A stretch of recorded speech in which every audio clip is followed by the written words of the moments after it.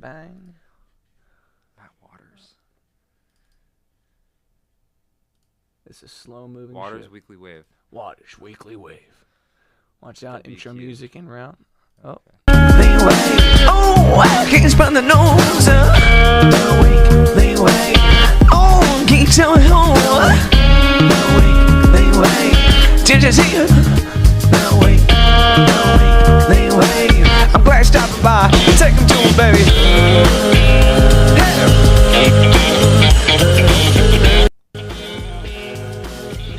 Take him up again.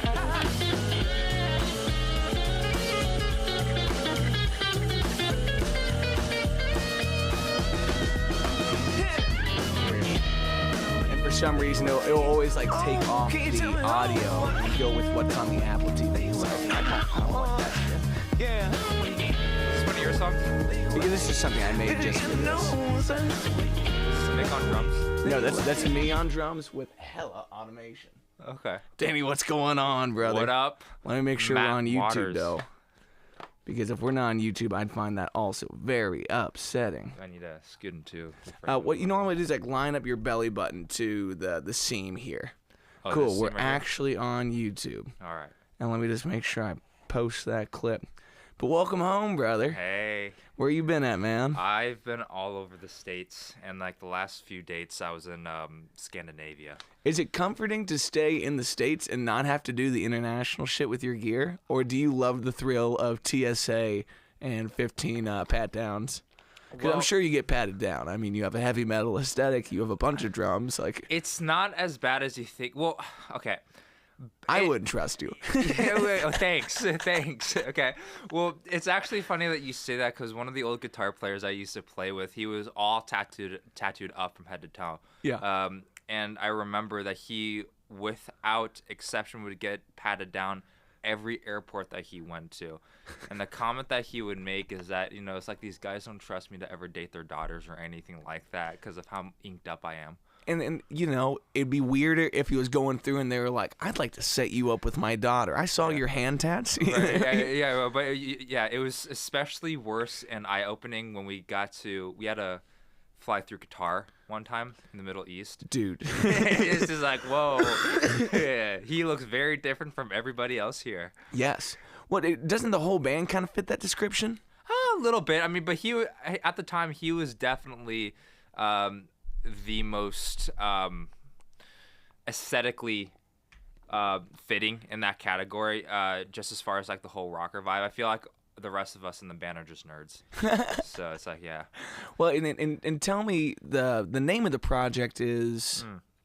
It's just Geoff Tate. Okay, cool. Yeah. And Geoff Tate is the former singer of Queensryche? Yes, he is. And what does the show kind of encompass? Is it just his catalog? Is it a wider bunch of things? I mean, well, the thing is that because he was so involved and basically was one of, if not the big writers for all the Queensryche catalog that he was, since his tenure in the band, we play all Queensryche stuff. That's awesome. Yeah, so like this last tour that we did was a greatest hits set, so it was everything. I mean, you name it, from Tribe, Mindcrime. Yeah, I saw you play Yeah. Mindcrime on your Insta yesterday. Yeah.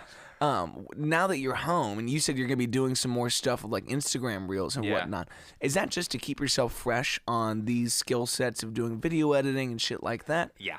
To answer your question, yeah. Yeah, one thing that I find really impressive with what it seems like you have to do is there's a lot of learning new material and then heavy hitting it for 6 weeks, 12 weeks, a couple months, and that's on to a new batch. It seems like you would just switch between Geoff Tate and what was this last band? Mark Daly. Mark Daly is the other group that I play with. And what kind of stuff is that? So he's an Irish singer-songwriter. That's just like contemporary hard rock stuff. Cool. Yeah. How'd you get connected with the Irish boys? That was actually also through Geoff because Mark's been good friends with the Tates for a long time. And so when I first joined the group, he was opening up for them. He has been for a few tours for a couple years now. And in that situation, will you play both shows with both acts? Dude, it was wild because I was already playing 2.5 hours with Geoff at that point. We were doing a dual record show. And then 45 minutes with Mark right before that. So I was like, oh. Dude, That's awesome, though, to have these kind of split personalities if you're playing, to have 2 different bags you have to do. But goddamn, 3.5 hours where it's like in between songs, maybe you get 15 seconds of beautiful bliss and then like you move on. Man, it was wild because I remember that tour. I forget why we had a small camp on that run, but I for that one I had my own tech. Nice. Yeah, and so I was loading in, setting up and tearing down and everything while on top of doing the shows and stuff. That's exhausting. Man, it grew hair on my chest. Man, it seems like I've seen you playing with what looks like your own rig, with bring out your own stuff, but then I also see you on electronic kits. Mm-hmm. Is it like certain parts of the world you kind of know the backline you're going to get, or do you walk in every day and say, like, what I'm playing on, what's what I'm playing on? Anytime that I'm with the Tate camp, we use electric kits. And so in the States, we have our own rig that we bring from Seattle. Nice. And stuff. Am I speaking loud enough? Yeah, you sound great. Cool.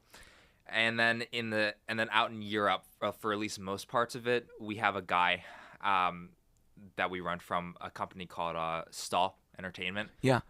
Thomas Stahl is the guy's name. And is there a particular reason that the electronic kits is just like it's a guaranteed? Oh yeah. So with it's especially with Geoff's ears, him being a vocalist and just the wear and tear that he's had over the years.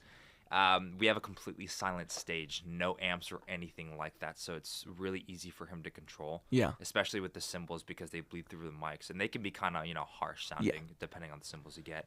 And so with the silent stage, so no amps, electric drums, it's easier for us to control our levels and everything. Yeah. And so therefore through front of house as well. Well, I also love the feeling like the front of house engineer is an artist in and of itself. Oh, yeah. They are a part of the band. And the moment that you have a lot of stage volume going on, the less they can do their job because they're fighting against whatever's coming through that backwash. Yeah. So to give them full control of the room is such an enabling part of saying, like, I trust you. Yeah. I know you got this show. Like, do you have a guy that normally travels with the band? Yeah. And I'm sure that that's a heavy effects kind of show where it's like there's a tap delay coming up in a couple of bars here. Yeah. There's some interesting things. Mm-hmm. Yeah, dude. I mean, it's really, really interesting. I love all the guys in that group. Those guys are awesome. It's a big band, right? It's like 7 guys? Oh, yeah. On stage, that's sometimes we'll have 7 or 8 people on stage. How many guitar players do you need? Dude, as many as we want.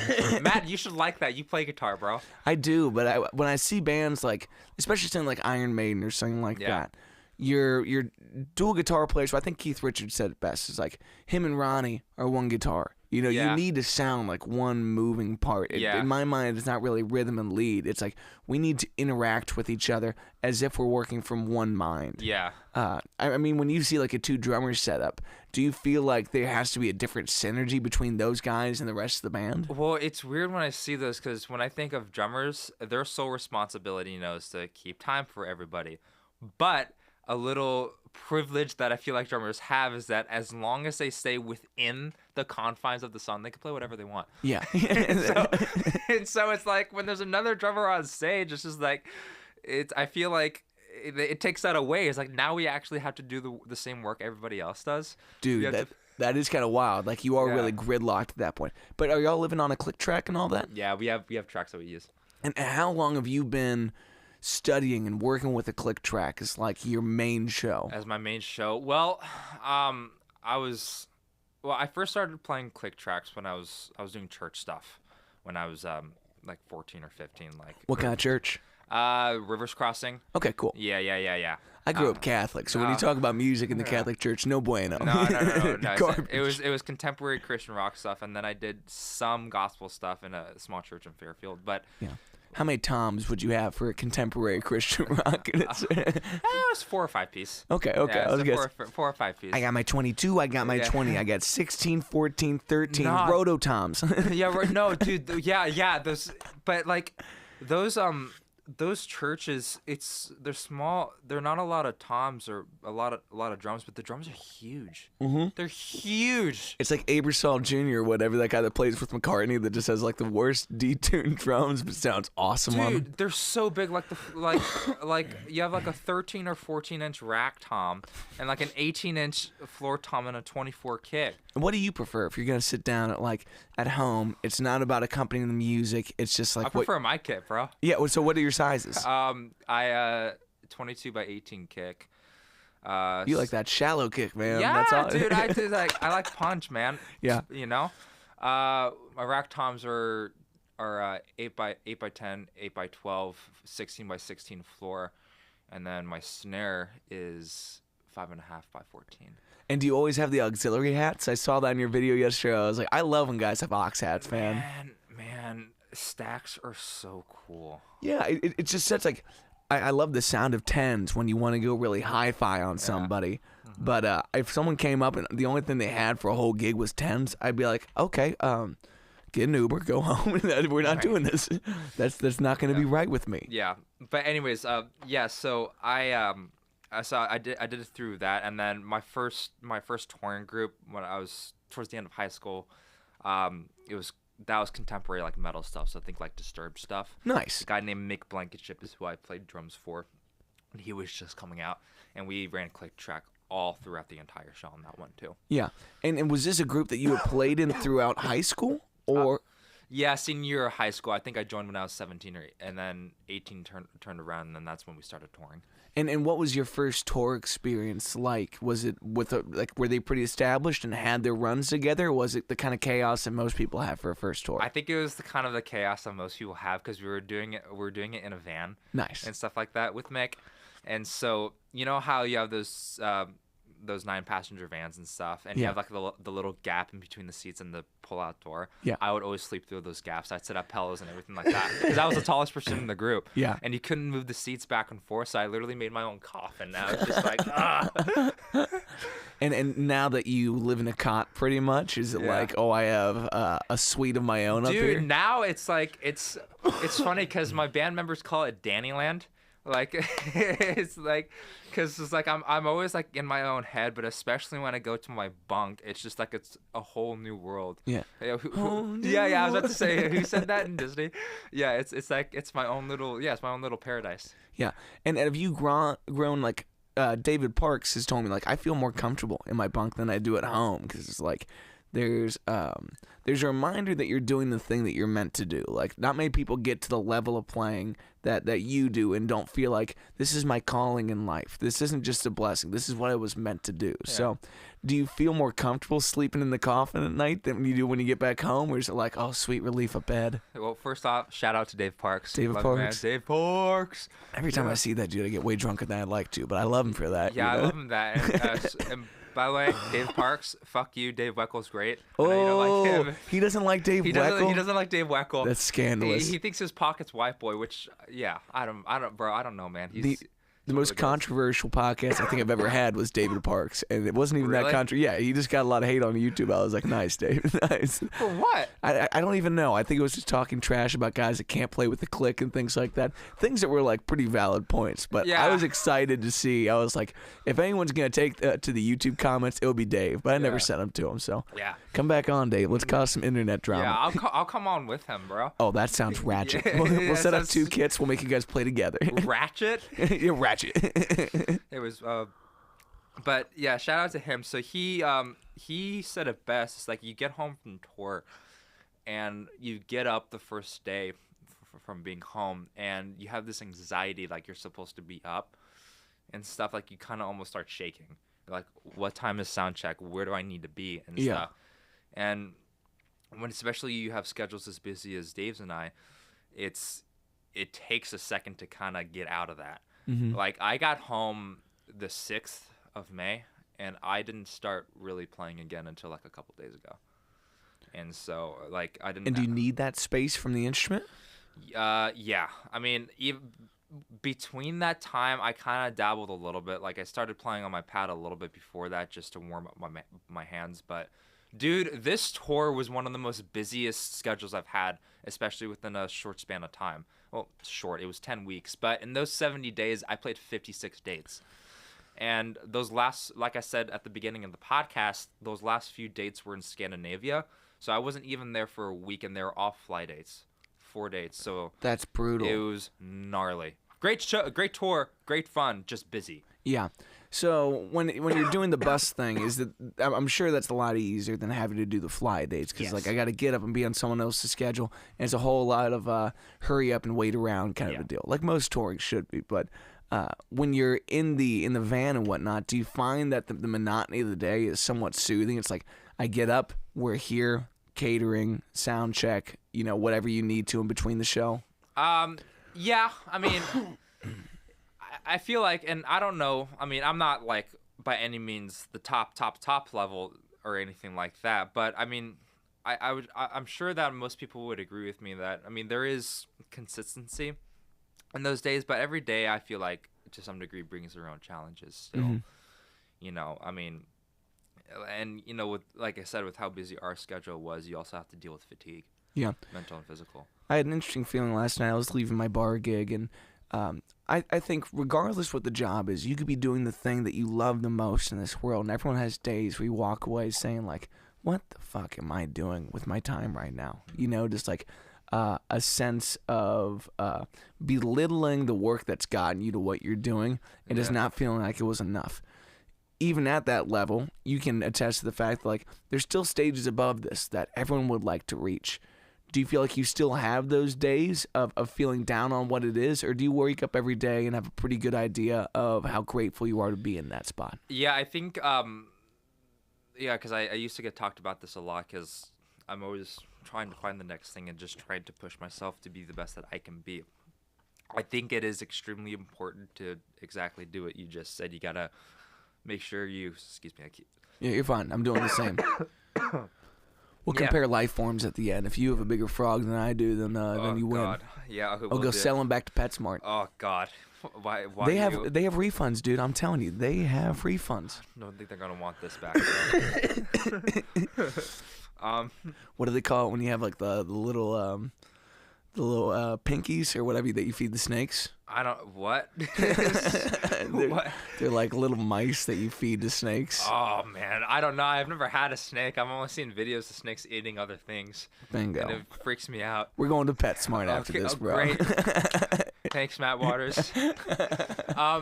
It's obviously I'm super grateful for the opportunities that I've gotten. Like I really am. I think that was more of that kind of stuff is just more stemming from insecurities that I've had comparing myself with other people. No matter the age or the level that they're at, it's like, oh, I want to be there and stuff like that and everything like that. And that was just a matter of getting over that, kind of, to be blunt about it. Just kind of learning more gratitude and just saying to yourself, hey, I've worked hard. I'll get to where I want to be, but I've worked really hard. I'm here now. Definitely better than working at Starbucks. Not that there's anything wrong with working at Starbucks. It's just not for me. You just don't get to hit as much shit. I mean, a couple customers here and there, but they don't sound as good as the Toms do. Yeah. Did you ever have like a normal day gig? Not really. I'm in a similar boat. The music is the only job that I've ever had. Yeah. And you need to come from a very specific place in the world for that to be an option for you. Like, that's very much a privilege of growing up in the States. But also to grow up in a family that understands. Like, you have a mother that plays bass in a lot of bands. Like, I don't have any family that plays, but I have family that gets it, that's been around it long enough. What was it like to grow up with a parent that's a bass player, dude? Dude, well, it's weird to say that. My mom actually didn't start playing bass until after I started playing drums. No fucking way. Yeah, so the reason why she said she wanted to play bass is because she wanted to play with me, which, on paper, that's cute. Aw, you want to play with your son. When she I told her, it's like, yo, you got too much time on your hands. Play bass or play an instrument. What are you doing? Which is kind of awful for a son to say to his mom. You look bored, Mom. You look bored, Mom. What the hell, Mom? But what an interesting thing for how old are you when you're saying this? I like 10. But then when she started playing bass, I was like, I don't want to play with you. You're going to embarrass me for my friends. So it's like the actual reason why she wanted to play, I'm denying her those opportunities. Yeah, but you also pushed her into the greatest rabbit hole of all time. So how did you find drums then if you weren't growing up in an environment that already had musicians in it? Well, I was playing soccer a lot. My mom wanted me to try an art as well. Hippie shit. Hippie shit. Yeah. Should have done ceramics. Yeah, and so it's just like, hey, I want you to try a bunch of different things. Maybe music. Just see what you think about it. want you to find what you really like and want to do. I'm like, all right, fine, drums. I'm like, I was like, I'll try this out. But she said that apparently I had like some sort of junior kit when I was like 3 that I broke, and I was hitting pots and pans, and so, but I don't remember that because I was 3 years old. So, dude, I heard a guy the other day talking about having memories from the womb. I'm like, you're faking it. You're lying, dude. I can't retain anything after like 9 or 8. You know, like when I got my first guitar, like everything's foggy. Yeah, I guess. I mean, anybody who can do that. You ever seen the movie Lucy? No. Where Scarlett Johansson, and Morgan Freeman, where she's unlocking more parts of her brain and stuff. And and so like the more she does that, the more like superpower she gets. The reason why I say that is because anybody who can remember anything from during or before the womb, that's like a superpower. That's a superpower like that. Dude, Scarlett Johansson and Morgan Freeman, the 2 most AI-able voices of all time. Like it's about to take off. My God. I got a buddy that was recently on here, and he is one of Morgan's main sound engineers. Yeah. And so when Morgan Freeman got the contract to do like voiceover for Waze to give you directions to drive, it's like, dude, I spent a week listening to this guy say turn left. Okay, and just stop, start, stop. He's like, it was a horrible job. Yeah. But we'll never have to do it again. We got enough, Morgan. Yeah. Wait, so how do you do that? Like, because you said the process was monotonous. Like how? Like how much are you having to record? Do you know? I couldn't imagine. He said it took a week. And it's like, there's probably a good prompt list of what needs to be said to get all this done. But that's a lot of words, man. Like, yeah, especially with all the streets and stuff, too. Make an aggressive U-turn, you know? Yeah. But, yeah, like, it sounds like the Shawshank Redemption. Dun, dun, dun. Dude, what if they did it all based on the Shawshank? They popped a DVD in, and you're good to go. I feel like it'd get gruesome at some point. I can't say that it all happened like a happy ending. It didn't go his way, and it's like this man is getting like touched, and it's like, ugh. Dude. Well, I think any recording project is kind of similar to Shawshank. No, I'm kidding. I don't know how to make that conclusion. Okay, so take me back. So you're trying the arts for the first time. You had a junior kit you really didn't remember. Yeah, and so I mean. Yeah, man. When I was kind of coming up, I was just. I mean, drums are cool. I was taking lessons and stuff. But man, I didn't really start getting serious with it until I was about 13 or 14. Anyways, I mean, drums were just kind of a thing, and I was just kind of jamming away. But 13 or 14 is when I actually started doing music programs and stuff, and I started actually playing with people. I'm like, oh, this is cool. And so that was like my first experience. So like, and how long is that blip between starting playing and playing with other people? So from 8 to 14, so that's 6 years. Yeah, that's heavy. That's a lot of study before you get to play. Yeah, but like, I mean, study because it was like I said, I didn't really take it seriously. You know what I mean? It's like I like when I was like 12 and stuff. I moved back to California for a little bit, and for 6 months, my drum kit just gathered dust in my garage, and I considered selling the kit because I was like, I'm not doing anything with this. This is like whatever. Yeah. And so. And so, what was the push to start playing with other people? Again, just to try something new, and the thing was available. The opportunity was available, and so I started playing with people, and then I was actually with School of Rock. Nice. Yeah, there was a little thing called School of Rock in Wyoming, Ohio, and a little thing that they did, but then the actual brand was in Mason, and I went to one of their summer camps, and I met people there, and I started playing bar gigs with them when I was 13, which is weird and wild. That was like my first original project. Yeah. Well, it's such a cool thing when you see that, the School of Rock and things of that kind of build are playing all types of festivals all over the country. And you do need to have real players kind of steering these kids into places that are positive experiences for it. And I wouldn't say you're really shielded from what it's like to be a gigging musician. Like, you're playing a lot of the same clubs and situations. Sometimes it's a little more comforting because your teacher's standing over your shoulder saying, if things go south, we got this, we can hold it down. But yeah, but I mean, it's like, I feel like we were talking about, the privilege before. Where else are you going to learn this? And I mean, you can do it yourself, obviously, but I feel like a lot of people don't really get to do that, and you learn it quicker by being in those situations. For me, in my mind, it was either go to a music program like School of Rock or grow up in the gospel scene. And so it's like it's you get to learn to a degree, especially in the gospel scene. You play with players. Yeah. And so when was the click that not only do you really like it, but you have a pretty intense gift for it? I don't know about that.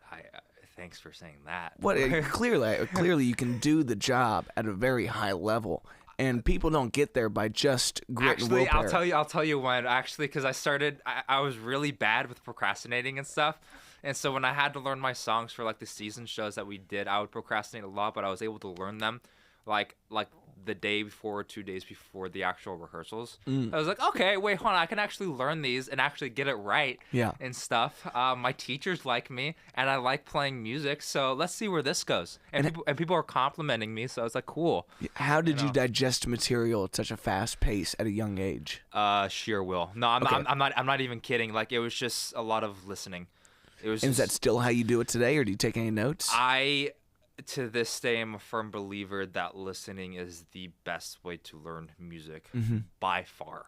In jazz, I guess you have charts and stuff, and it's good to write out parts, especially if you're trying to work out some things. But dude, you don't write out charts when you're in jam sessions. You're not writing out charts when you're doing last minute gigs. Unless you can do it really fast, but it's especially if you're having to read off music that you just wrote down, you're not going to really be listening to what everybody else is doing, and therefore you're not going to be really playing with them. You're just kind of going off your own, purely just your own clock, which I don't think is good. Yeah, well, I think everyone has, one thing I always say about folks that go to a music school, guys that get degrees in this, guys and girls that get degrees in this, you get a methodology, almost like a math problem, to digest this stuff, to put it on paper, to quote-unquote hump and dump material as much as you need to, because you can understand the rationale behind what's happening. Even things that are outside of the normal sphere, whether it's an extra bar here, how to articulate it in a way that... And that is the other thing, too, especially reading out a book. So if you have a solo transcription, to your point, you're like, oh, okay, so that's why he did this, this, and that. So, it's also good for that. I'm not saying it's not important to read. I just think building your ear is way more important. For sure. And the efficiency of learning it like that is difficult. One thing that I really respect about drummers that I guess guitar players and bass players in certain communities really get it, but it's the ergonomics of playing the instrument. Yeah. If you're going to be doing something double kick oriented, how do you keep your hats closed? Knowing these little things about you're listening to records and you're trying to figure out the how of working that. Especially some of that 80s metal stuff, man. Yeah, Jesus bro. Christ. Dude. I think it's more important for, melodic instruments like guitars and music school, we'll talk about that. Saxophone and guys like that, if you're transcribing something, you have to learn to read way more than a drummer would ever have to. Because if a drummer has to read a chart, especially in the jazz setting, that's piano charts usually, and those are usually just for hits. It's you don't have drum tabs. They have them out there, but half the time they're wrong. Number one and number two, there's too many things to read at one point. It's that's stupid. Yeah, well, and the nuances of the instrument are a lot more lofty. You really can't express all the things that you need to do here. It's he's not on the bell, he's not on the edge of that cymbal. He's somewhere in the middle, and only through trial and error are you going to get that. Yeah, and there's so much feel involved when it comes to drums. Drums, when it comes to expressing yourself, is so much more different than any other instrument, I think. It's just different. And so when you're learning these songs and getting ready for a tour where you're going to be on an electronic kit, what's the first day where you sit down with the system and have to file through and get your sound and build your patch? Well, the patch I usually keep consistent because it's not like we're using any I'm not having to change patches throughout the show. I do keep one. So usually when I've built it, it stays there even for the next tour. Gotcha. And do you carry around an SPDX head and you're running your sound from that so you can take it home with you and you can walk in with it? No, well, I do, but not one of those. It's a Roland TD50X brain module. Cool. And so I've built the sounds off of that. Yeah. Yeah. Well, I was gonna say, if you had to walk in every day and be handed stock and walk away with your sounds, it's That's a huge fucking mess. Yeah, I mean, we had to use an electric kit for the Rainbow 51st anniversary show a couple years back. That's awesome. And it was cool. It was a top of the line Roland kit, but they had their own brain. And they were wondering, like, are you going to build your sounds off of that? But I brought my own head.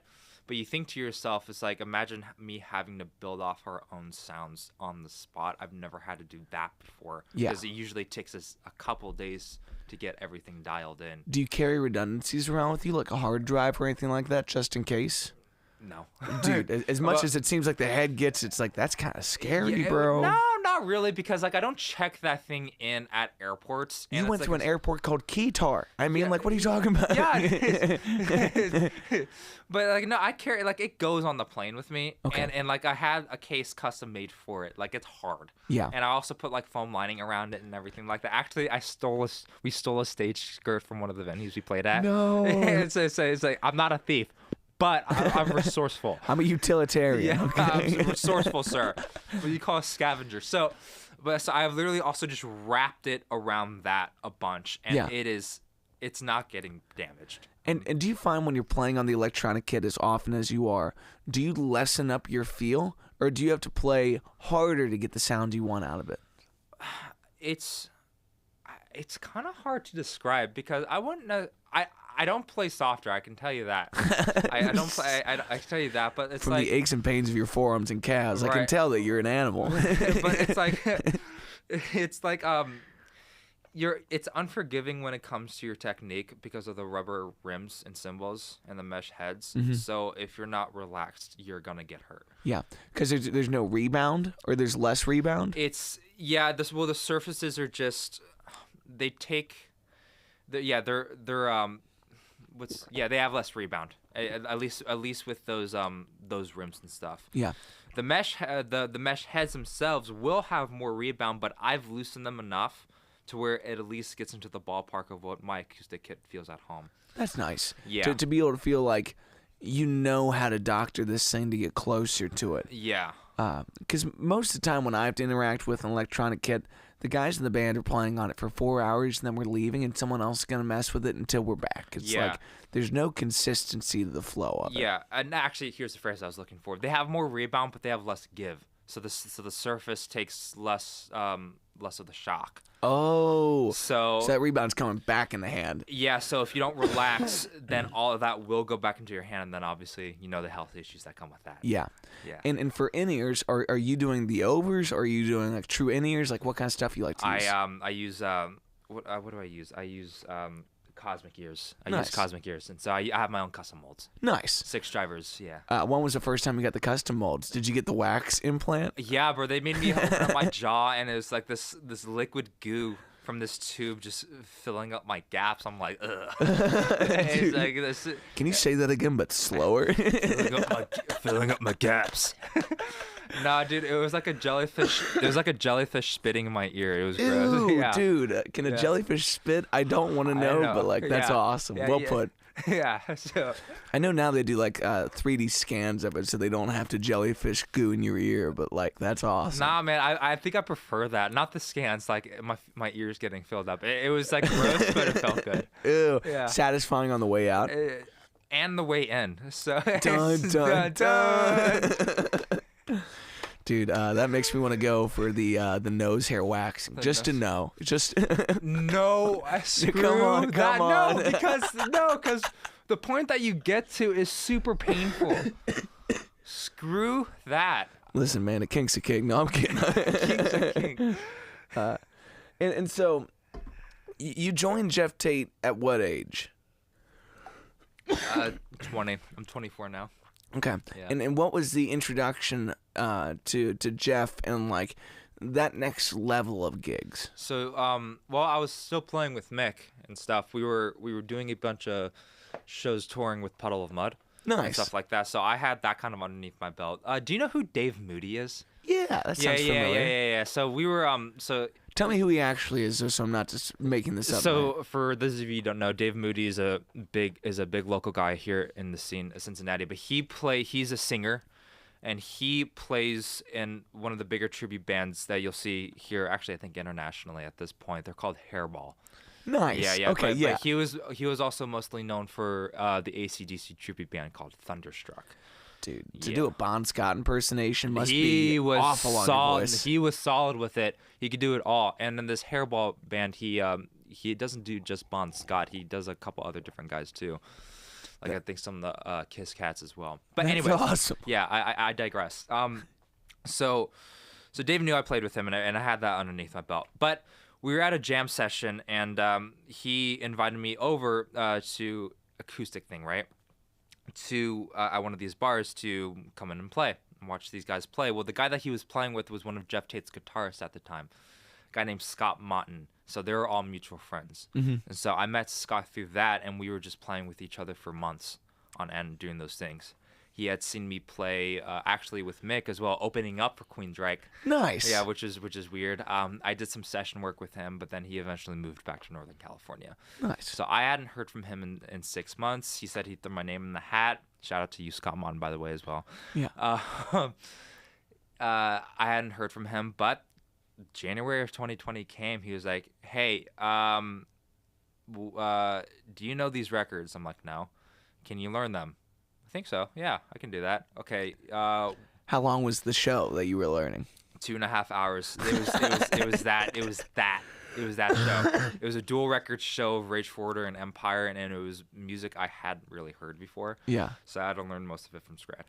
And I had a week to do it because our first show was the 8th. The 8th day was going to Sweden for our first show, the tours. So the first show you're packing. Is this the first time you've done international too? Yeah, man. So he called me up and he's like, "Yeah, so if you think you can do it, we'll fly you out here. Be here in 7 hours. We'll buy you a plane ticket and send all the info. Fly out to Seattle." And it was hell week 2 learning all that stuff, but what was also really intimidating by it is, so Geoff does this thing called Backstage Pass Travel, where he takes fans on vacations. Essentially, they pay to hang out with him for a week, and he takes them on these little tours around these places. So, like for instance, right now they're doing Rome, and a bunch of fans are with him in Rome, and they're exploring Rome.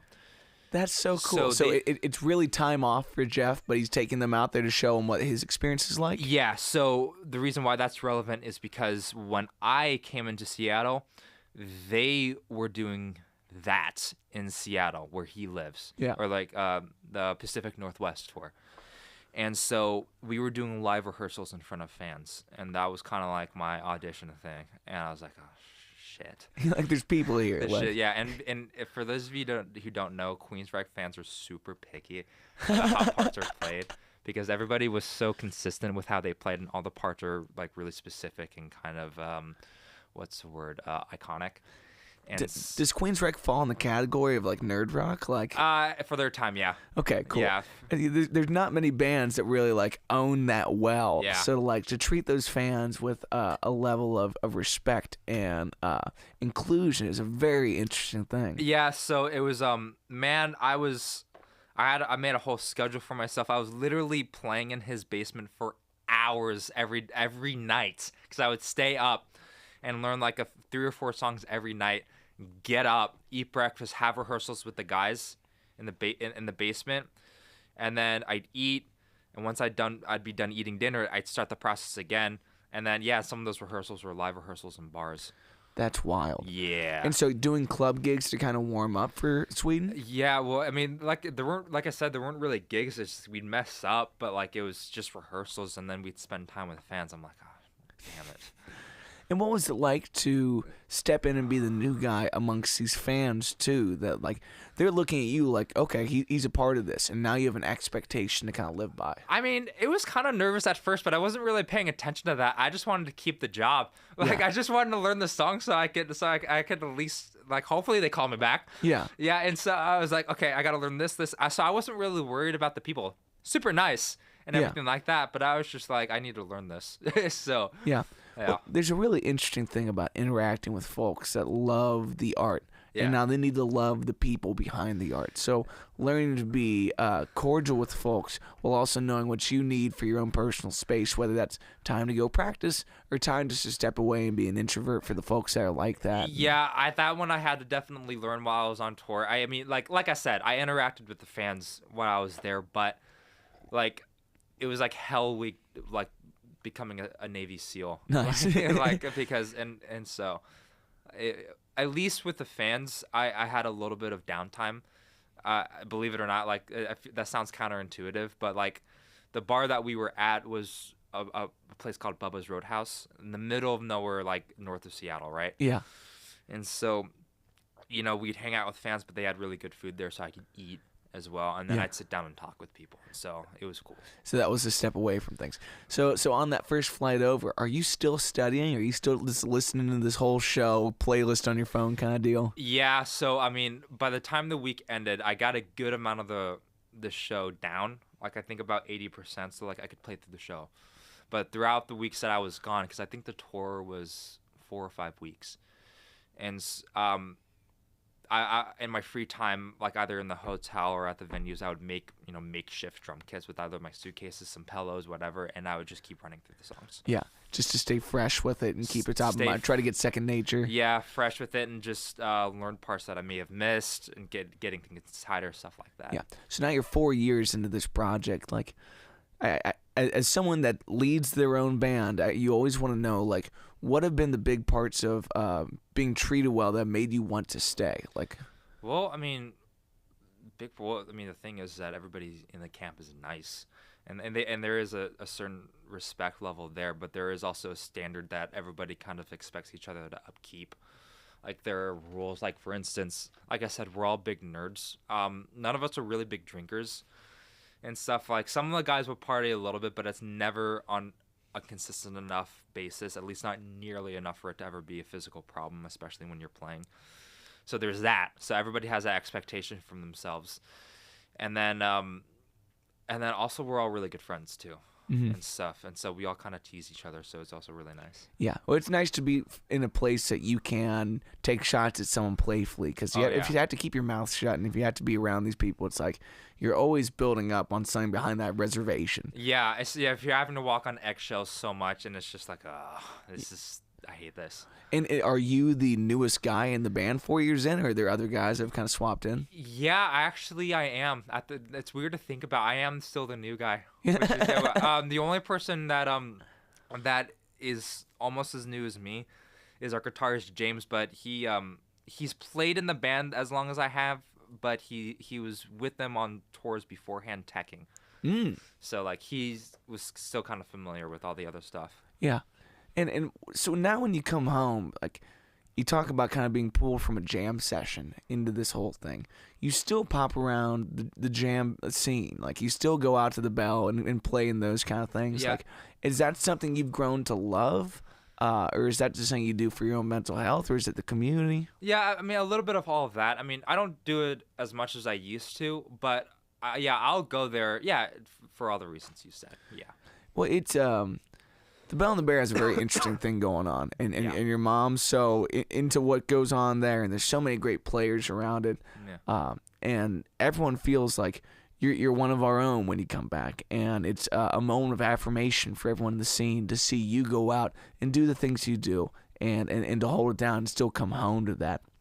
But I'd imagine it's a chore to go out to a different gig after you just got home from your own gig at times. Well, I don't really. Well, the guy who kind of started house drumming for me while I was gone has become kind of the main guy now, Travis Hanna. Travis is fantastic. Yeah, I love Travis to death. And also, Freak Mythology is back out, so yeah, I'm thrilled about that, man. Yeah, I am too.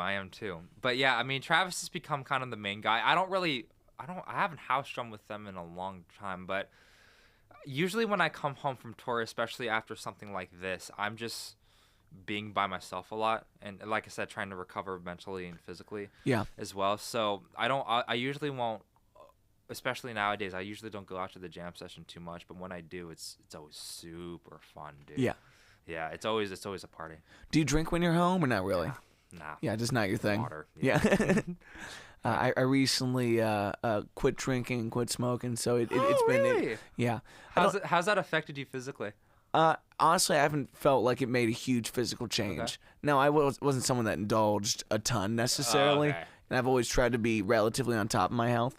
But just like the mental shortcomings of it are interesting because, like you said, like you come home, you kind of need to refresh and whatnot. Finding just like errors in my thinking and finding the way that it was kind of pulling me away from what the real goal was. Like one thing I've really noticed is more discontentment in certain things I wasn't tending to. Yeah. You know, it's like we all love to have problems that we pretend aren't there. You know, you either try to fix other people or you move on to nonsense. It's like I come down here and I unplug shit and I replug it back in and I wrap cables and it's like you put yourself in monotony instead. Yeah, busy work. Exactly. It's busy work and you just put off the things that are important. Dude, solitude is something that will teach you some lessons like that. Yeah. Yeah. So when you come home and you're looking for that solitude, is it going out and running or is it just being at home alone, having some peace? Dude, butt ass naked in my bed, watching anime Cheez-Its all over my chest. It's just like being as disgraceful of a human being as humanly possible. That's awesome. Like, good for you for knowing what your true Bath and Body Works fantasy is. oh my god. Like, you have no idea. Like, I am a dirty, dirty whore when I am home. I am disgusting. What do you do with maintaining like an apartment, things like that? I mean, it's just, maintain. Well, I mean, like, not like you're making it filthy, but like, are you paying for the apartment the entire time you're out? Do you kind of find a new place when you get home? No, usually when I'm home, I'm actually staying with folks. Okay. Yeah, I'm staying with folks. No, I mean, usually, no, when I get home, like, I'm gone so much, so it's just kind of like doesn't make sense. Like, dude, I'm gone 8 months out of the year. Usually 7 or 8 months out of the year. And how long do you think you'd want to do that kind of tour schedule? I mean, as long as I want to or need to, I don't know. I mean, yeah, I don't really know. I mean, I can still do it now. I'm still fresh, and you know, I don't know. I mean, I really like touring, so it's kind of hard to say. Yeah. Well, I think that there's folks that do it for a couple of years and find out that this is too much for me. Yeah. And then there's folks like yourself that say, not only can I manage this, I'd like to take it to the next level. Maybe not in terms of time, but in terms of the profession itself. Yeah, I mean, like this schedule doesn't super bother me right now, as long as I get the rest for it and stuff. I mean, I think the perfect, and I'm saying this in quotes, the perfect world, I guess, for me would be 5 or 6 months out of the year. But I mean, I can do 7 or 8 now. Yeah. So it's not. In the other 6 months of the year, like, are there any things that are missing from your musical life that you'd like to implement again in time? Yeah, man. And I think you can definitely relate to this, especially with the kind of music that you play. I jam music, but not even necessarily in the traditional sense. But I definitely want to get back into more of the jazz fusion stuff. Yeah. Especially bebop, because I haven't played that in so long. And I want to also, I also want to play with more of my own projects, either original stuff or cover stuff. You know, I've always wanted to play more of the prog metal stuff. You know, like I'm a huge Animals as Leaders fan. Nice. And stuff. I mean, I love that. I love Meshuggah, but you know, I also like Robert Glasper. Yeah. And you know, and stuff like that, Chick Corea and everything. So it's more like the musical diversity that comes along with man, that. it's it's like with my mom growing up with her, like I said, we didn't play instruments, but there was definitely music in my life. Like on my mom's side, it was growing up with like GNR and stuff like that. Yeah. Yeah. But with my dad, that was like Outcasts. Nice. And like a bunch of Afro-Cuban music. That's awesome. And so it's like that stuff's cool to me as well. I think drummers have an interesting look at the diversity of it too, because whereas like the guitar playing in most jazz, most like bebop jazz or like, you know, things like Joe Pass and whatnot, where it's like beautiful, clean guitar, but like really efficient technical stuff, to metal. They sound so different, so it's hard to be in both of those lanes. Yeah. Versus drums, almost across the board, it's like you're feeling the feel of these things, and they're all like, they're not congruent, but they can still fit in that world. And I feel like drummers especially deserve the diversity of different styles and different feels. But it's really interesting the similarities and the influences that you see from music from back then and how it influenced stuff now. It's really, really interesting to see that a lot, especially when you really dive in deep into the theory of drums and stuff and those different kinds of music. It's interesting. And do you find yourself writing when you're on the road and thinking about some original music for your own world? A little bit. Actually, it's funny because more of the original stuff that I've been writing has been like symphonic music. Cool. Which is really funny. But and what's your medium for doing that? Laptop? Yeah. Okay. Yeah. Usually, just. So you turn this bitch into a keyboard. Yeah. That's always the funniest when I see a guy on Instagram Reels like balling out on a literal keyboard. Yeah. It's really funny, but nowadays, which is cool because I actually have sessions that I'm doing with Mark here coming up soon. Now I'll actually have to be like writing drum parts again and coming. But what I really like about those recording sessions is that it's not just drum parts that I'm writing. It's nice to get a voice in the other things too, and hearing feedback from other people on my part as well, because it's nice trading those ideas. Yeah. Well, and you kind of allude to like, as much as you need to keep the form of the show and keep time, you can still change things up and keep a 2.5-hour show fresh to yourself in that way. Yeah, well, because with your music, I mean, your stuff is more free flowing though too. So when you record it and then you actually do it live, I mean, you guys don't keep it super to the record, do you? Oh no, for the most part, the form, certain cuts and things like that, like certain songs have found their way to be a little bit more solidified in what they are. But who gets the solo and when they get the solo is always going to be up in the air. And that's always fun. But you also got the players to do that as well, which is really, really cool. Because I saw you guys play at the Bell a couple of times. You got a good band. Thanks, man. It was touching that you came out. That was one of those things where, again, like when you come home, it's an affirmation of the folks in this scene that someone that's out there doing what you're doing still loves Cincinnati and loves the rooms that you've catered towards and still feels at home in that. Yeah. Because as we all look towards the world of what we want to do in music, it's important to remember the places that you can land and what you should be pushing for. Because complacency is going to lead to all of us having infighting and nonsense over the same clubs and whatnot. Yeah, no, I agree. Being comfortability can sometimes be the killer for your career. Yeah. Yeah. Especially if you get a good paycheck every week and stuff. It's like, oh, I can do this, but then sometimes you'll kind of lose sight of what you really, really want to do. And so as you found that this gig is great, there's still other places that this particular gig can go. Writing again for yourself has kind of been an invigorator of that. Oh, yeah. It's kind of cool, the things that you'll come up with. Again, because we were talking about having a wide palette. It's like, ooh, this is kind of interesting and neat. I didn't think I'd be writing symphonic music. Like, what kind of fucking drummer does that? Where do you find the time to do this? Is it when you're sitting in your bunk and you're just laying there with headphones on? Yeah, that's free time. That's actually free time, which sounds counterintuitive because you're playing music so much all the time. But yeah, that's when I do it. Well, I find myself listening to less music in my free time. I don't mind writing. I like the creative process. I like engaging that side of the brain. But when it comes to just like, what am I doing for my personal pleasures? Like, I'd rather listen to podcasts. I'd rather have silence. You know, I'd rather step away from the thing that feels like work, especially learning and regurgitating material. Yeah, actually, because for your music, what does inspire you? Like, what kind of music do you kind of draw influence from? Or what do you listen to? I almost listen to like exclusively Prince. I swear. Really? Really? I've been like a 3 or 4 year Prince binge. It's like, it's not a lot of material, but I just listen to his stuff over and over again. I'm very much hypnotized by it. Yeah, I don't blame you on that one. I can kind of see it in the way you move too. You do some stuff with your legs. I'm like, I'm trying to, man.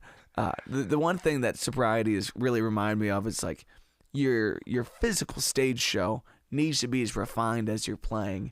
And a lot of what I was doing in the last couple of years felt like flailing, and it felt natural. It was fun. But now it's like, oh, if you want to dance on stage, you need to put time into dancing on stage, off stage, And that's a pain in the ass. My wife comes down to the basement, and I'm fucking getting it with the guitar. She's like, I'm going back upstairs. It's like, so your way of learning how to dance was actually, tell me that process. What was your way of learning how to dance for like the show? But it used to be just flailing, just going naturally. It's like, but then when you actually had to learn and refine it, was it like being in front of a mirror or something? Just being around the house and keeping a guitar on and just getting after things I want to do and watching a lot of Prince footage and trying to figure out moves I thought were fun. And a lot of just risk on stage. It's like, do I have a mirror and a setup that feels like what it is? Like, Yeah. no, there's different tractions in different places. You know, like Yeah. I'm very particular about the bottom of my shoes because Yeah. if it has a lot of traction, I'm fucked. You know, like I'm gonna tear some tendons in my knees or something like that. I don't want to think about that. I just saw a video of a person the other day, of the other day, just like doing that, like anything with your knee, compound fractures and stuff like that, or anything like that.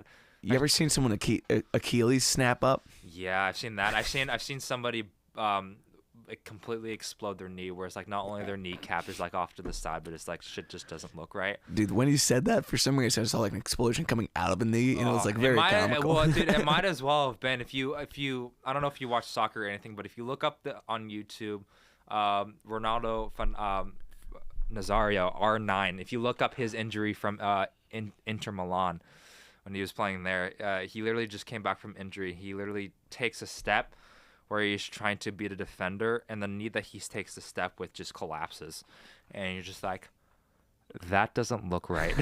So, do you still play some soccer? No, I just watch it.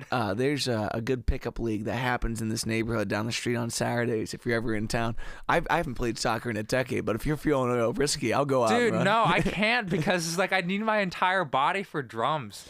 Fair enough. It's like all the guys in the Tate camp, the guys that tour with us, are all big soccer or football fans. And it's like they want to play during tour, and like I kind of want to, but at the same time I don't want to get a Brexit tackle.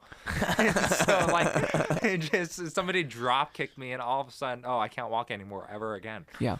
Well, it's got to be really difficult for an instrument that has so much physical demand, because you do need to cross train. You do need to exercise a little bit and do things that make you feel like, oh, I've put the effort in besides this thing that I mechanically do. It's like you want to feel like when you sit down a kit, you exert 60% of yourself, 70%. Because if you're doing 100, that's what leads to injury. Is your capacity is less than your output. Yeah, well, you were talking about doing yoga before. Like, is that something you do like consistently? Yeah, like, most days. Most days, okay. And it's like only 15 to 20 minutes most days. Sometimes I'll do an hour. But I find that, especially with lugging my gear around and things like that, there's so many uncomfortable positions I put myself in that I need to do that in an optional, safe setting before I get there. Because I'm fucking lugging these speakers back. It's like your chest is tight, your legs are tight. If you don't stand on a step and let your calves relax that, I can't imagine what you go through with some double kick and shit like that. It's like, man, it's that, and I mean. I'm with you on that, but also as well, I was hauling gear, and sometimes I was loading out with the band, and I was the designated pack master of the trailer for a long time. So I was constantly picking stuff up, like these big like rolling cases and everything like that and stuff. So I feel you, but that was like my workout. That's what I would do on tour. Yeah. But those are such they're such precarious workouts that you need to be prepared for those things. Like, I focus less on the weight training because I carry speakers and shit like that all the time. And like, as I do feel like push-ups, deep squats, like those get me into a place in my back and my hips that I need to be. Like, if you can't comfortably squat as a musician, you are really going to be in a bad place. Yeah. And I watch some of the guys in my band that like, it's tough on all of us, especially when we're loading up a Suburban and we're all sitting in there for 6 hours. Like, as much as the creature comforts can get a little bit better, they don't get much better. You get a coffin at the end of the day. Maybe you don't have to carry your stuff out, but you still need to be in a place where your capacity is more than the output. Yeah, I totally agree. It is actually funny that you say that, of the comfortability of being in the coffin, because when I was trying to load out one of these other times where we had a bigger crew, and so I hadn't been doing it a lot, my sound guy, who is now the pack master, but I kind of want to be it again. Yeah, I'm kind of competitive with that. But you're looking at a pack, you're like, I could Tetris that better. I'm like, I was pretty good. 10% of efficiency. We'll see. But I started trying to load stuff up again, and he's our sound guy, Flo. He's the most German man you'll ever get, mainly because he lives in Germany. but he's like, you're getting soft, you're getting weak. I'm like, fuck you. I did this way before ever you did. Okay, I am the pack master. I am the OG. Yeah, and so. But it's you get comfortable and you do get weaker, and you do have to really prioritize, like you said, your health. I mean, and not even just for what we do, but just to walk later in your life.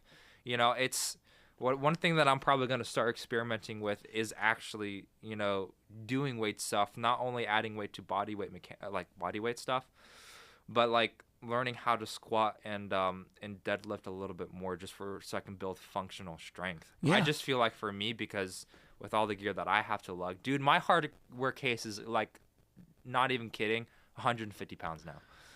And because it's like a big SKB case and stuff and everything that I'm constantly having to deadlift up into my car.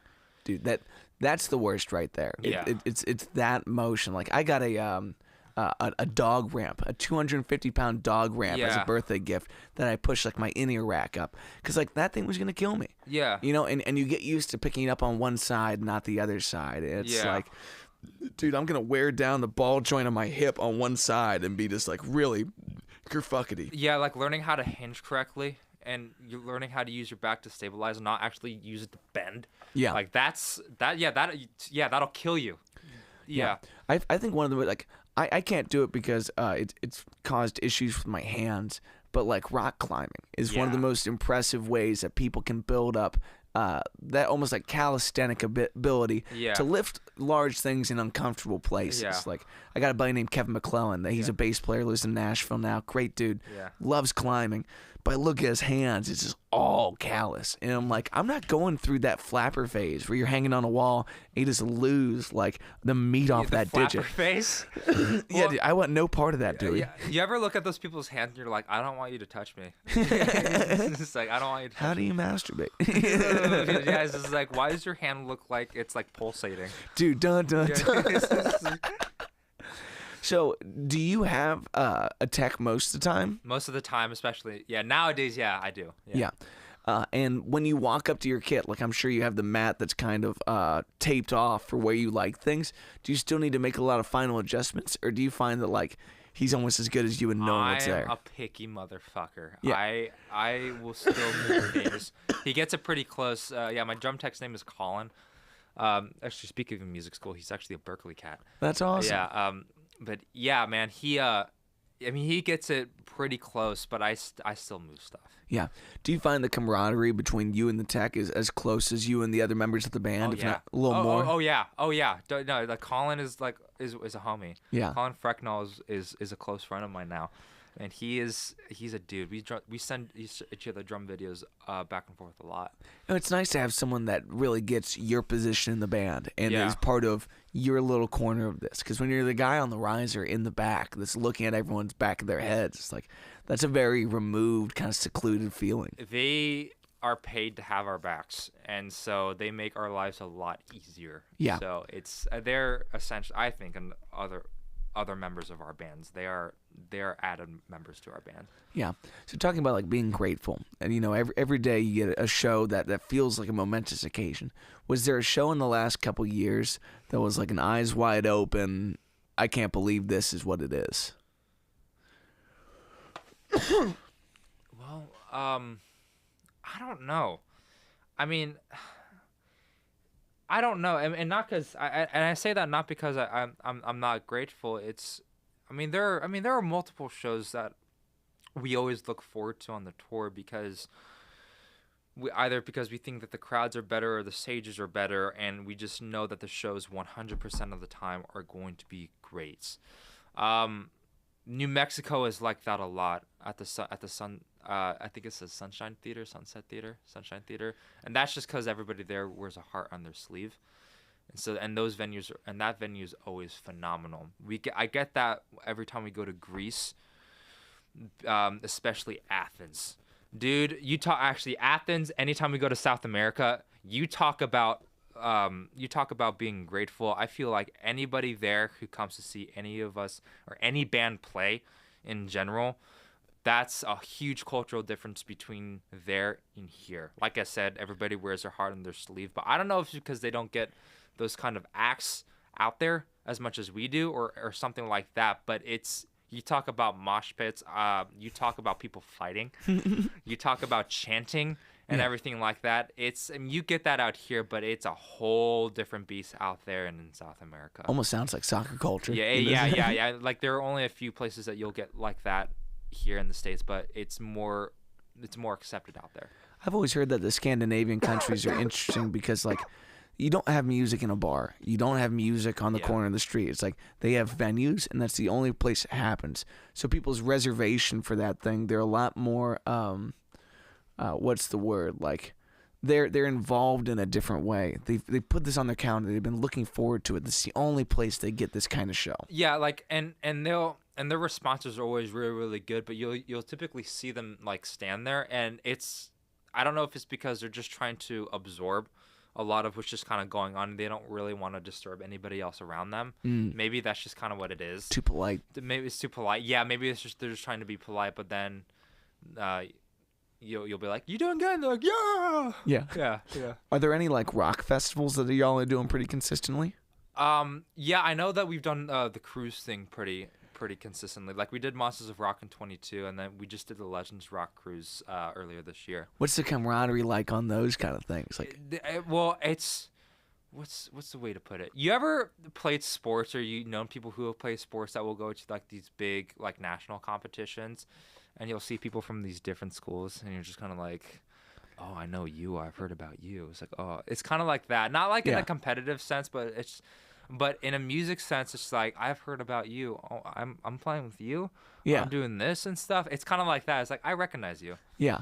And have there been any acts on these like shows that you've always wanted to see, and it's like you're seeing them for the first time but sharing a bill? Yeah. Not seeing them for the first time, but sharing a bill and just seeing them in general again. I had the two that automatically come to mind are Alice Cooper on Monsters of Rock. Nice. Yeah, that was really, really cool. And then Last in Line. So that's like the Dio. That's like the guys from Dio. So Vivian Camel, Vinny Appice on drums and stuff. So those cats, they put on a great show. Dude, I wish I could appreciate more of what Dio was. Like, I haven't listened enough to the music, but it's like, in terms of the greatest frontmen of all time, like Alice, Dio, and Ozzy are like in a different category of greatness. Ronnie was, oh Jesus, man, Ronnie. I don't know what to say about Ronnie. Ronnie was an animal. Did you watch a lot of live footage growing up, or were you mainly just an audible kind of guy? No, I watched a lot of live footage. Actually, you talked about earlier before about like what kind of turned me on into like really liking music and doing stuff. So there were two. One was the Avenged Sevenfold live show in Long Beach, or is it Orange County? It was one of those. It was like the live show that during the Afterlife tour, and then there was another one drumming wise where you ever heard of the Mars Volta? Yeah, dude. When they had Thomas Pridgeon in the band as their drummer, and they were doing the Yahoo.com live sessions, dude, he, like Tetragrammaton live, where he is just, I have never seen a drummer play like that before. He's so loose, like his arms look like the spaghetti monster, but he's hitting so hard and accurately. Like, you have to look up that video because it's like he's doing all these parts, they're improvised, but it's in like a prog rock setting. I'm like, what's that? How do you do that? How does anybody do that? I'm like a 14-year-old kid, just like I'm sorry, I'm just not. I love Lars Ulrich, but I'm not into that anymore because I saw this dude do that. I'm like, what the fuck was that? Not a lot of guys love Lars either. Hey. But he's in. I get it, but like he's in Metallica, so like he. No, he's lovable, and we give him a lot of grief for unnecessary reasons. But it's funny. I can't say it's not awesome that he gets so much hell. Yeah, but I guarantee you, he's just like, fuck you guys. I'm the drummer for Metallica. Like up yours. Like, you know, like up yours. Well, there's an interesting thing that you kind of touched on. Like, even if you're in a show that feels like, oh, it's 2.5 hours, we run this thing down, it's exactly how it is. If you don't stay listening, you miss the magic moments that do just pop out of thin air. And it's 5 people riding the same wavelength for some odd reason. Like, the last time you saw me at the Bell, I had another guitar player with me. It's like, normally I don't get to play with that guy often. Like, I'm a little competitive. I don't like having a second guitar player very often. But me and Keith love each other. And so when you're playing your typical parts, if you're not accurately listening, you don't learn to get out of somebody's way. Yeah. And it's like keys are the biggest change to me. It's like, okay, I'm playing like I do an acoustic guitar. It's just 3 guys versus once there's another chordal instrument, he has the access of 10 notes. I need to get the fuck out of his way. Yeah. So let's go down to 3. It's like when there's another guitar player, it's like sometimes you should take your hands off the wheel and just let this thing ride out how it does, you know? That's true.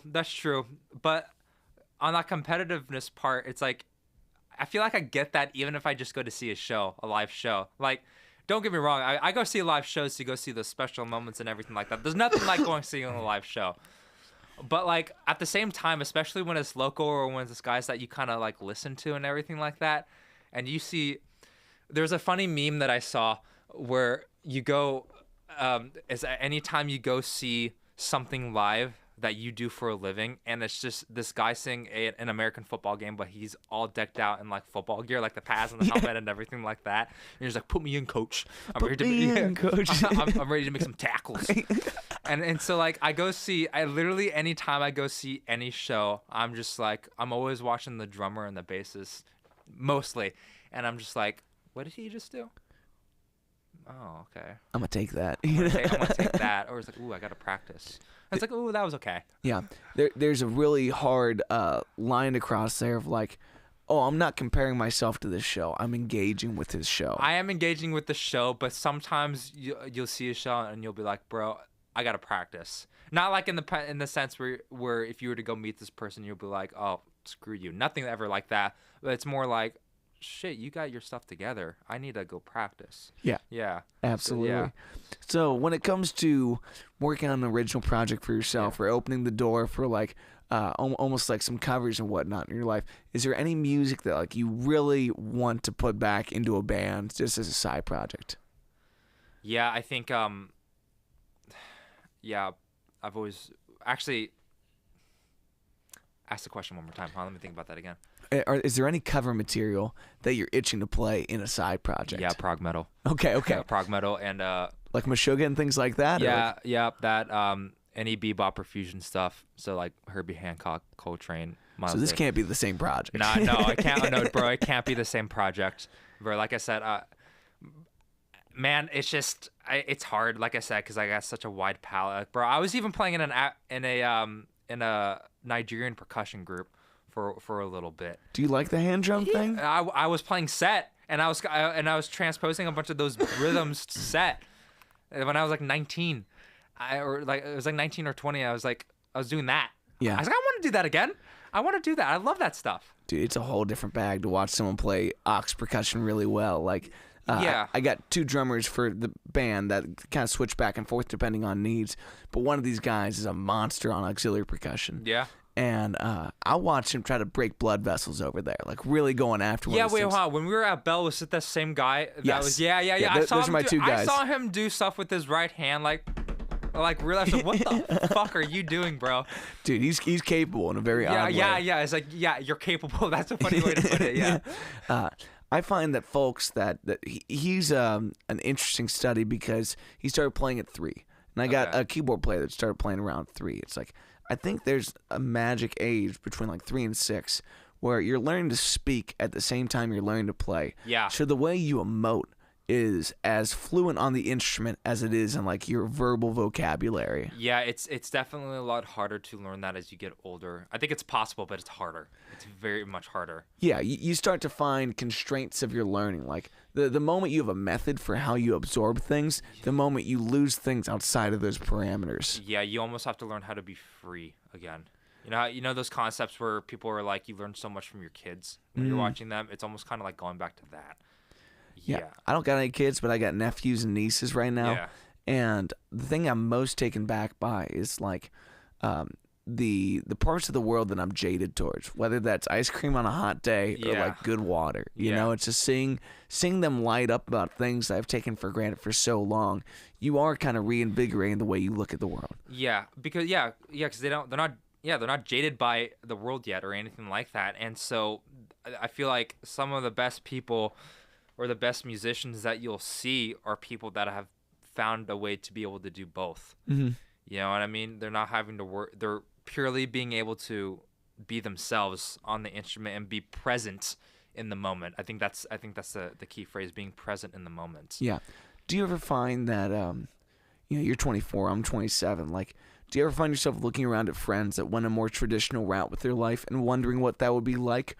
Or do you feel 100% certain that what you've chosen is the only way for you? Oh no, I'm certain that I'm certain about what I do. There's no plan B for me, sir. Yeah, no, I get that. But I have thought about what it would have been like if I went the more traditional route. Not in regret, but just more like, what's this parallel universe like? Totally. What's a white suburban Danny like? You're still white suburban Danny. Yeah, I hate to break it to you. Okay. You're True. drumming white suburban Danny. True. Rather than CPA white suburban Danny. Okay, true. Play soccer on the weekends. No, true. I guess. Okay, let me rephrase it like this: 9 to 5 Danny. 9 to 5 Danny. Blango. Okay. Yeah, I always wonder, like, what's it like to have your weekends free? You know, like, I have friends that are like, dude, when are we going to hang out? I'm like, well, you go out with friends on Friday through Sunday. My work week is Wednesday to Sunday. I got Monday and Tuesday off. You trying to kick it? Like, because sometimes it's only during the day. Like, you want to take a PTO so we can go fuck around? You want to go to the aquarium? You're right. Well, maybe. Well, you and I have a similar schedule like that. Maybe you and I can go do that, Matt. That's what I'm talking about. Welcome home, brother. That's what I'm talking about. Hell yeah, brother. Hell yeah, brother. Let's go to Dick's Sporting Goods. You play European soccer. I'll play American football, and we'll get after it. We'll get after it. I feel like we're gonna get hurt. I'm gonna get hurt. Well, that's why I'm wearing a helmet. Okay. But I can't wear a helmet. Okay. You don't understand. I don't want to get hurt, Matt. If you can make a modification of what you see in the modern game of soccer, what would it be? I don't know. I don't play it. Like prison knives. Prison knives. Like, as long as I don't get hurt, I don't care. Do you have a deep fear of being injured? A little bit, but like I try not to worry about it because I don't want the universe to, like, you know, spite me and bring that on me. Take you down. Take me down. I don't know. That's why I try to work out. That's why I'm trying to work out a lot. So I'm less killable. I have a buddy that came on the show, and he I'm spacing the name of his company. Hold on. Handshake Drums. Okay, so he'll take your kit and he'll do custom colorings and whatnot on it. He does like broken glass on drum sets and whatnot. Gorgeous designs. Yeah. He is incredibly talented. He just made a setup for Marcus King Band. Oh, okay. And a bunch of great other acts. Okay. But he found this love because he was playing pretty much full time, really getting back into it. He's like, I was playing the best I ever had, and I'm at a family grill out, and I'm separating frozen burgers with a knife, and bang, goes through his hand pretty much. Maybe not through his hand, but like really cut something serious, and just has this devastating hand injury, and then pivots his life into painting drums and being around it in that way. It's like, you never know when an injury's going to lead you to a truer calling or an alternate calling. But boy, it's weird to think of the pace that you can lose it. That's true. Well, okay, at least at that point, that's the universe kind of steering you into a direction that was maybe more for you. You know, at least it's like that, and I'm not losing a hand. Well, maybe you'll be playing pickup soccer, and you'll end up like the guy from Def Leppard, one arm in it, you know? There's no bigger pimp in the game than that guy who said, like, dude, I'm definitely not out of the band. Like, I'm actually... True. Okay. Yeah, true. All kudos to him. But, like, at the same time, I'm, like, I feel like I'm the kind of drummer that, like, I want to be able to play whatever I want and stuff. Like, I try to push myself to, like I said, the Thomas Spurgeons of the world, or the Dave Lombardos, or the Justin Tysons, or the Vinnie Caliutas. I like that kind of music, and I want to play that kind of music. You know what I mean? Yeah. And so it's kind of like I need everything. Who's the guy that played with Zappa that has all the toms? Terry. And then Terry. Yeah. And so it's like Terry Bozzio. So it's like, he said, I want all these drums because I want to play all these notes. It's like, yeah, but like if you have one arm, you can't do that. So it's like, no. So you gotta have will. You have to have will. It's sheer will. Yeah. So stimulants. Dude, I speaking of drum techs, I pray for his drum techs, bro. Dude, I can't imagine. Not only to hang all that and to disassemble it, to tune it, to change heads to make sure it's to his liking. Like that's the most nonsensical version of that. Yeah, and so it's like, so at least with the drummer for Def Leppard, he can do everything that he needs to do. He found a way. Yeah. Yeah. I just feel like that if, for me and for what I want to do, that would be hard. Yeah. Well, when I look at like, when you think of the end goal, when you think of, I think you're in the same category as me, where it's like, drag me off the stage when I'm 90 decrepit and I don't know what's going on anymore. Yeah. But I'm gonna make my way back onto that. Even if I'm senile, you'll find me still crawling up there. I don't give a fuck. Yeah, if either that or my body just straight up says, Danny, no more. But I think there's going to be mechanisms by that time, whether it's just playing with your hands on pads and whatnot, where it's like you're never going to lose this output if you never want to lose the output. That's I know some true. people say, like, I never want to play at a lower form of my potential. And it's like, man, I have too much pride to not play. I don't care how I play at that point. I know I'm working on it, but when I lose the ability to go at that pace, I'll get tastier. I'll play less notes a little bit better. I guess so. I mean, I kind of see because it's twofold, right? Because at the same, it's it's one of the biggest reasons why I want to work out, because I want to play drums forever. Yeah. At the same time, but time is a thing, and when you're 70 or 80 years old, you're probably not going to be playing the same way as you are when you're 30 or 40. But yeah, I mean, there'll probably be mechanisms that will come out then, but Dude, they're gonna Neuralink you, and you're gonna be MIDI. No. Come on, bro. No. You have a USB-C port. I saw it when you walked in. Quit fucking lying. No. They're not supposed to know about that yet. Or where it goes. Dude, the brain module is actually implanted at this point. That's how you run your electronic kit. Dude, I guess for my body, and what I mean by when it says no more, I guess it's just for whatever reason, if I develop problems where I can't pick up the sticks. Yeah. But like, no, I mean I totally understand dying on the stage. Any musician that says that they can't learn anymore, or that they've reached their peak or anything like that, should quit. Yeah. I want to go out like Bob Saget. Yeah. Head injury in Vegas, baby. Yeah. Too dark. That's not right. I don't care. That is a full house. Yeah. I will say that. Yeah, that is. Yeah, rest in peace, Bob Saget. Indeed. Dude, every time like the Comedy Central roast highlights come up on YouTube, I always end on Bob Saget because I think it's the most merciless. Did you watch Tom Brady's? No, I didn't watch Tom Brady's. But it's beautiful. They wrecked him. The worst thing I think the worst thing I ever saw was what's his name? He Jimmy Carr. He's Jimmy Carr. Yes. He did a roast of Pete Davidson.